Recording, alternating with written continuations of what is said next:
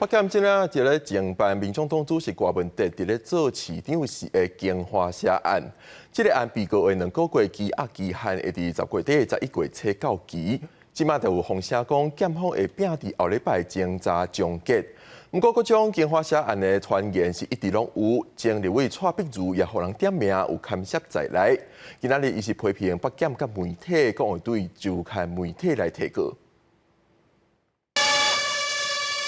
民众党举办亲子路跑活动，发出上千人到店来参加，党公职人员拢来了。不过，党主席郭文铁因为检方涉案，也伫咧关押禁见。验过相关一直爆出的事件拢无停过，像是周刊进前报道讲，前立委蔡碧如也牵涉其中，互伊真生气，伫现场批评北检，甲讲要告媒体。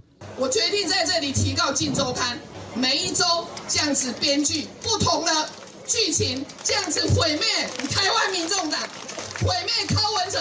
我们的监察系统死了吗？有没有认罪？北检18第5摆提问委监集团主席辛庆景，不过也有时间的压力，因为检方涉案头一批互关押被告，应晓迷辛庆景、吴顺民离到拢的关押期满，郭文铁批正生的关押期是11月初届满。若检方无延押，爱伫期限内并即终结起诉，传出时间点上紧伫下礼拜。因北检进前申请扣押中石化子公司顶月开发7亿元建华城土地核准，听讲中石化为着建华城用这个案件805亿的公关费。中石化虽然否认，不过依然遭到国民党甲民进党议员的质疑。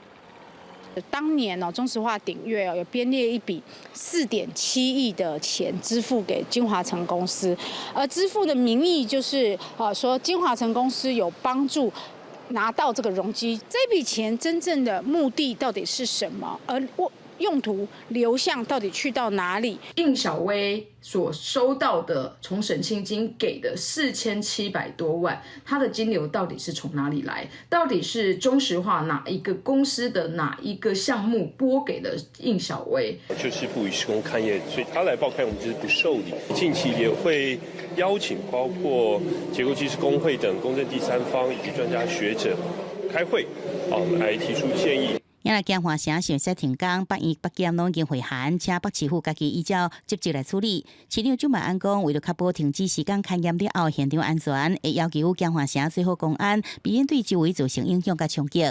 记者综合报道。